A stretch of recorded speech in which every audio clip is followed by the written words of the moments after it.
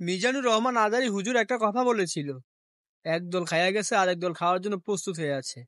সে কথাটা শুনে কিছু মানুষের শরীরে আগুন ধরে গিয়েছে।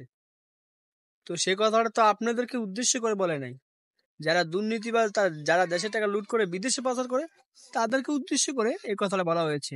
তাহলে কি আপনিও দুর্নীতিবাজ? তাহলে আপনার কেন এত জ্বলে?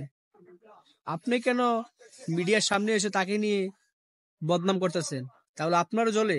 তাহলে বোঝা গেল আপনিও দুর্নীতিবাজ নাকি? মিজানুর রহমান আজারী হুজুর কাউকে তো উদ্দেশ্য করে বলে নাই, কারো নাম ধরে বলে নাই।